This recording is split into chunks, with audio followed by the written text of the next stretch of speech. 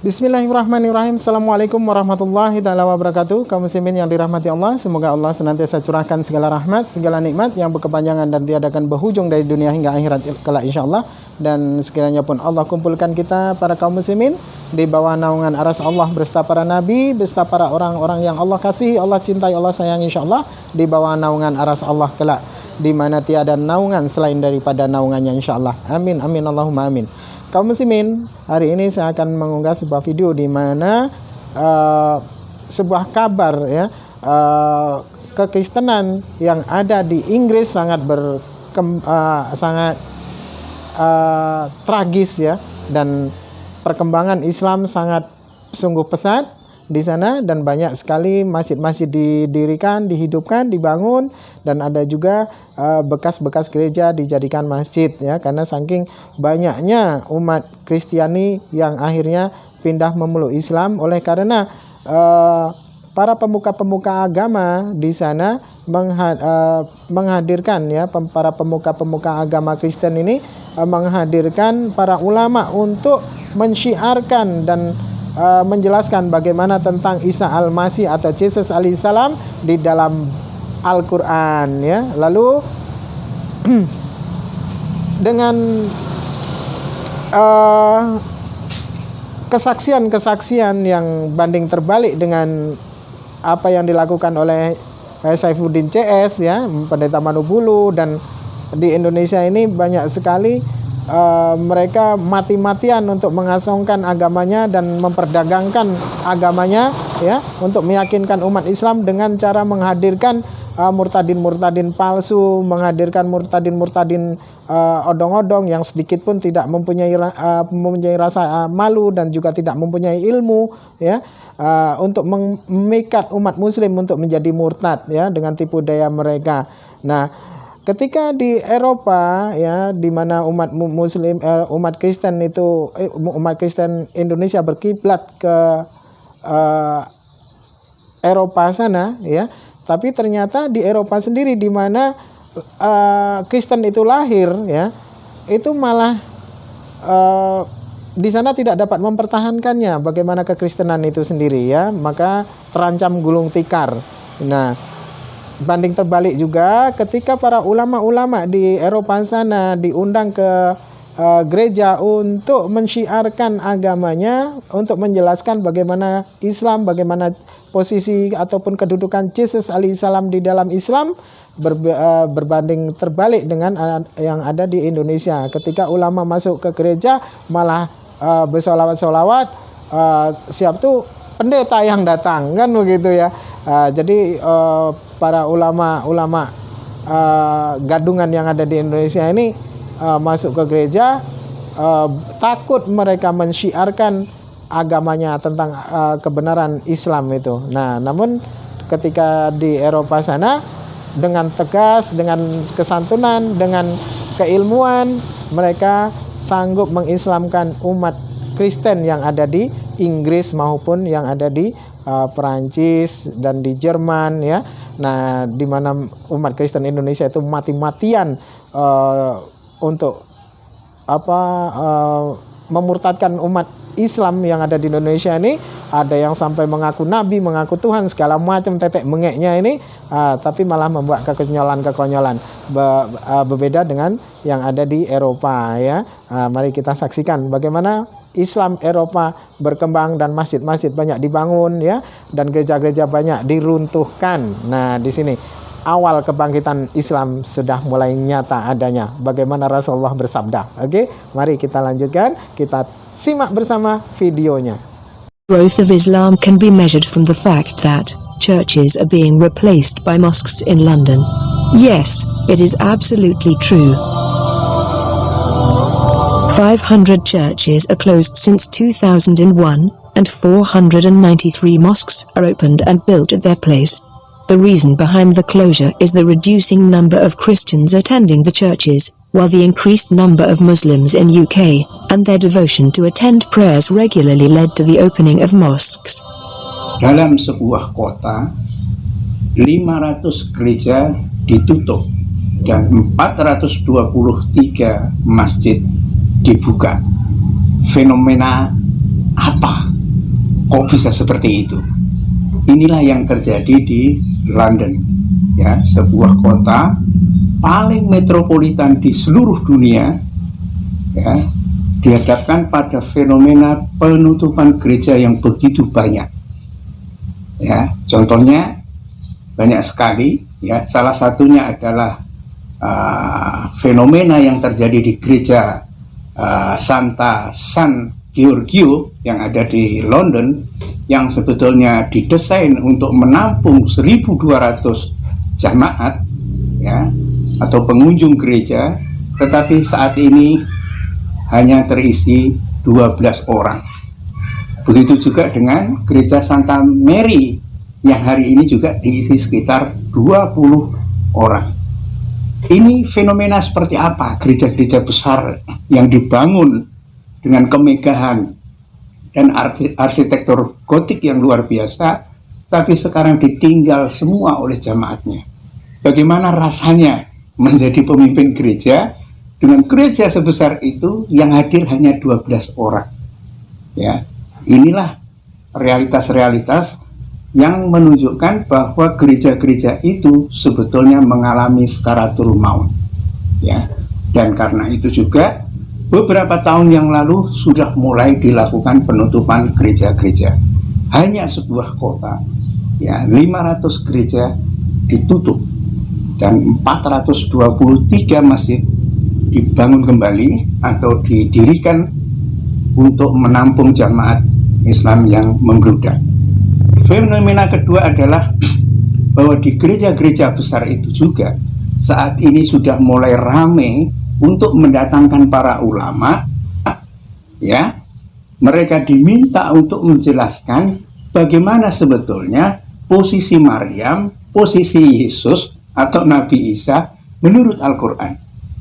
Ya, kenapa para pemimpin gereja mengundang para ulama untuk bercerita tentang posisi Maryam, posisi Yesus yang ada di dalam Al-Quran? Ya, sudah barang tentu sebagaimana ada di dalam surat Maryam itu sendiri, cerita tentang Yesus, cerita tentang Maryam jauh berbeda dengan apa yang dikabarkan oleh Injil. Dan inilah yang tampaknya membuat hampir semua, tampaknya ini tokoh-tokoh dari Kristen, baik Katolik, Anglikan, Protestan, dan lain sebagainya, mulai terguncang dengan perbedaan-perbedaan itu. Dan jelas kalau kita melihat dari sisi penjelasan yang disebutkan di dalam kitab suci Bible dan dibandingkan dengan Al-Quran, yang tampak masuk akal secara nyata adalah Al-Quran itu. Ya, ini situasi-situasi yang tampaknya juga membuat, ya, para pemimpin gereja itu ketika jamaatnya sudah mulai turun secara dramatik, ya, istilahnya itu bisa terjungkal gitu jamaahnya, dan tinggal tua-tua, kemudian kosong, dan pada akhirnya memang dikonverting, ya, sebagian menjadi rumah, sebagian menjadi bar, dan sebagian menjadi masjid.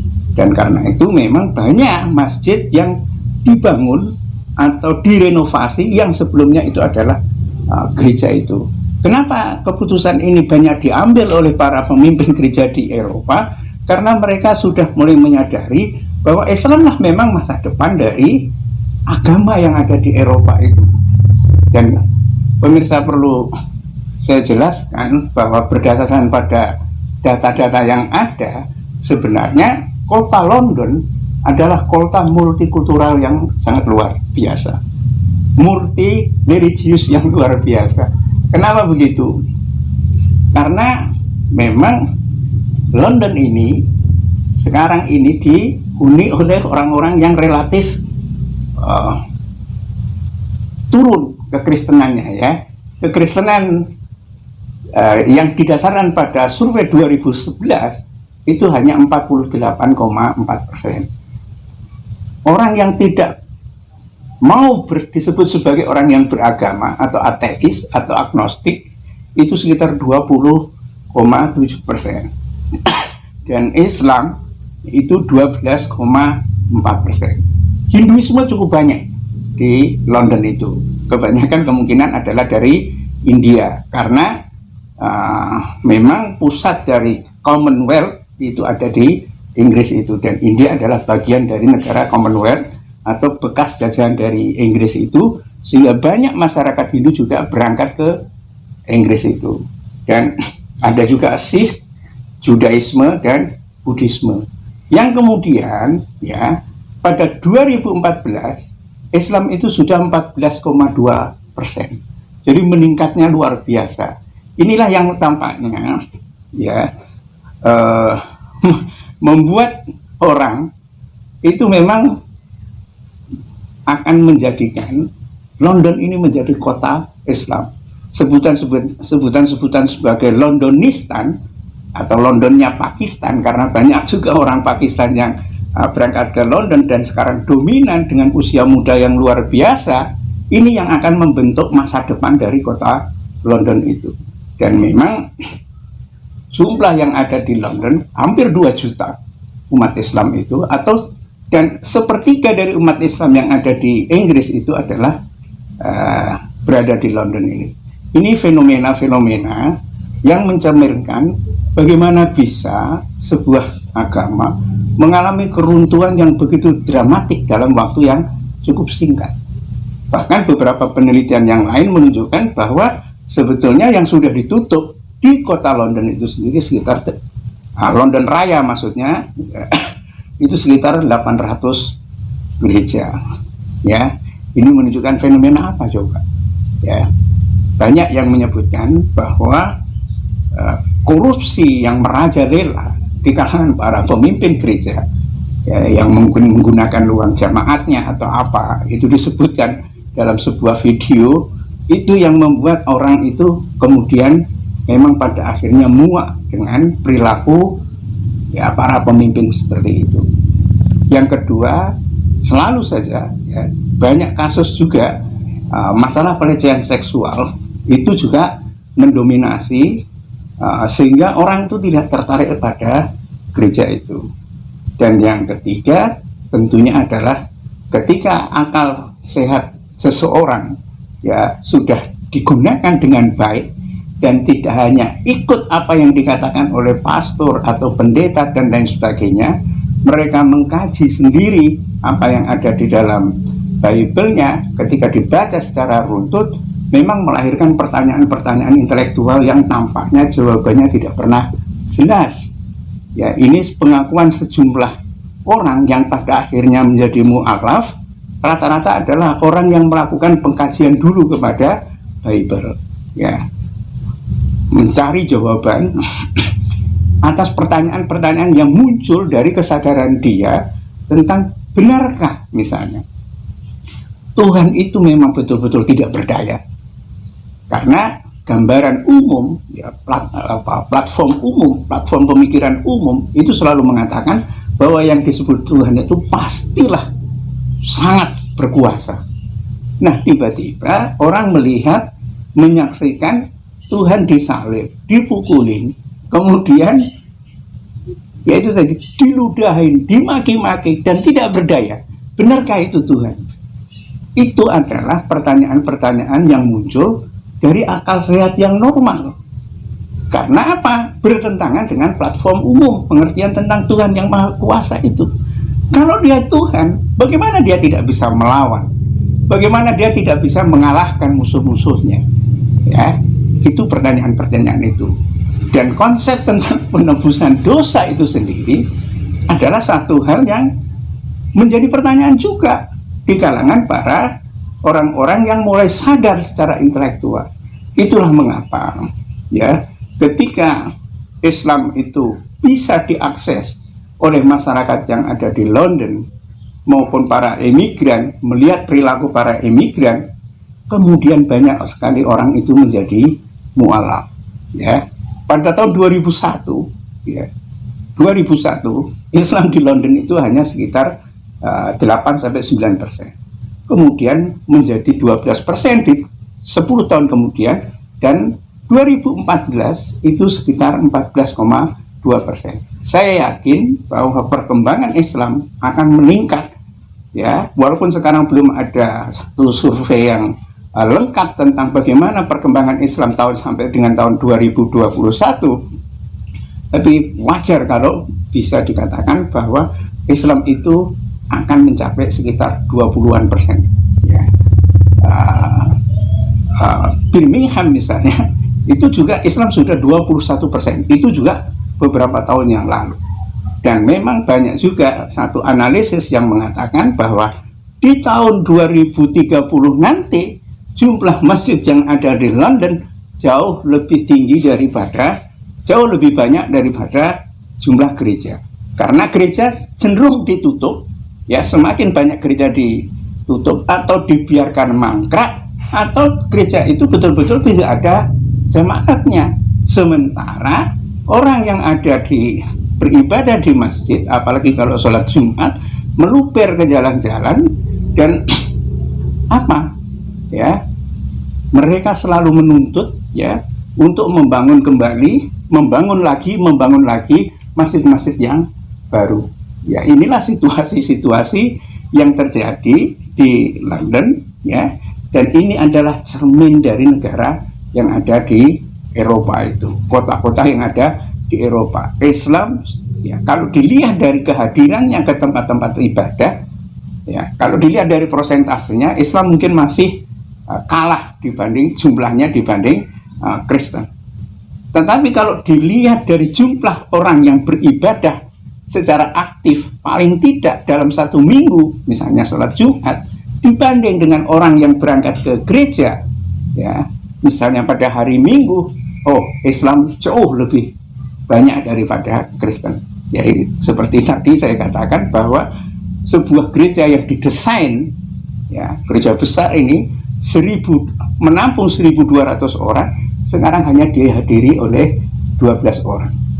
Ya, gereja San Giorgio, ya, Santa San Giorgio yang ada di London. Begitu juga dengan gereja besar lainnya, Santa Mary, itu juga hanya sekitar 20-an orang. Apa yang akan bisa dilakukan itu? Bagaimana tidak frustrasi itu, ya, para pemimpin gereja, pastor dan lain sebagainya melihat bangunan yang begitu megah, tetapi yang datang tua-tua, ya, paling hanya nyanyi-nyanyi sebentar, dan jumlahnya terlalu sedikit untuk sebuah bangunan yang memiliki daya tampung sebanyak itu.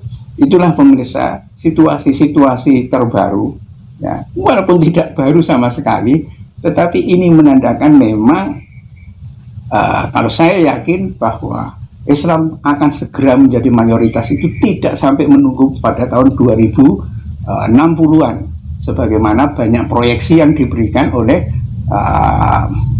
periset, ya, seperti Pew Research Center dan lain sebagainya, karena mereka hanya melihat berdasarkan pada data demografi yang ada hari ini, tetapi tidak melihat converting, ya, perpindahan antara dari Kristen masuk Islam atau dari Kristen menjadi agnostik atau menjadi ateis. Ya, saya bisa yakin bahwa 10 tahun atau 15 tahun yang akan datang itu memang Islam sudah lebih tinggi daripada pemeluk agama Kristen. Apalagi sekali lagi kalau dilihat dari kehadiran. Jadi memang masa depan Islam inilah yang tampaknya masa depan bagi umat manusia, dan semua ajaran yang tampaknya tidak bisa bertahan secara intelektual dalam menunjukkan teologinya atau menunjukkan nilai-nilai hidupnya atau menunjukkan konsep-konsep dasarnya, apalagi sudah banyak terbukti keliru, rata-rata ajaran seperti ini akan ditinggalkan oleh umat manusia yang memiliki kecerdasan normal. Ya, kecuali orang yang betul-betul membabi buta di dalam beragama, ya, sangat emosional gitu, tidak pengen melihat dan melakukan studi komparatif secara normal dengan agama-agama yang lain. Nah, itu masih mungkin, ya, mereka akan tetap bertahan dengan agamanya. Tetapi itu biasanya kalau di Eropa yang seperti itu adalah orang-orang yang di atas usia 60-65 tahun. Ya, generasi milenial atau generasi remaja sekarang itu relatif dia siap untuk membaca secara komparatif studi agama-agama yang ada, dan pada akhirnya setelah mereka melakukan studi mereka kemudian adalah kabur dari gereja itu. Nah, demikian tadi ya sebuah kenyataan yang sangat pahit bagi kekristenan di Indonesia ya, menampar keras kekristenan yang ada di Indonesia ketika umat Kristen di Indonesia mati-matian memperdagangkan agamanya, memperdagangkan mengasongkan Tuhannya. Maka lain halnya yang ada di Eropa, di mana orang Kristen Indonesia berkiblat ke Eropa ya, menjadikan orang-orang Eropa itu contoh bagi orang-orang Kristen di Indonesia. Di sana tidak dapat mempertahankan agamanya, malah justru Islamlah agama masa depan yang ada di Eropa, dan itu sudah menjadi nyata apa yang disabdakan oleh Rasulullah, di mana umat Islam akan berkembang dan akan banyak jumlahnya, dan umat Kristen akan banyak masuk Islam ya. Umat Bani Rum itu akan masuk, berbondong-bondong masuk Islam seperti ayam berebut makanan, dan ini sudah terbukti ya. Kebangkitan Islam sudah mulai nampak tanda-tandanya itu. Jadi apa yang terjadi di Indonesia ini sekarang nih, wah, mereka sedang gusar bagaimana orang-orang Kristiani yang ada di Indonesia ini sibuk dengan tipu dayanya, sibuk dengan trik-triknya agar dapat memikat umat Muslim di Indonesia murtad dari agamanya dengan tipu daya yang mereka buat, dengan tipu daya yang mereka lakukan ya, dengan cara yang sangat-sangat tidak terhormat dan sangat-sangat tidak dibenarkan di dalam agama manapun. Oke, demikian saja yang dapat saya sampaikan hari ini. Nanti pun ini ada video, ini ada linknya ya. Video ini ada linknya. Nanti akan saya turut sertakan di mana linknya itu. Pemilik video ini ada, beliau juga seorang pendakwah, dan mari kita dukung channelnya sama-sama. Kita hidupkan perekonomian umat dengan cara subscriber. Kita dukung channel-channel dakwah dari saudara-saudara kita kaum muslimin ya. Oke, demikian saja yang dapat saya sampaikan hari ini. Wassalamualaikum warahmatullahi taala wabarakatuh.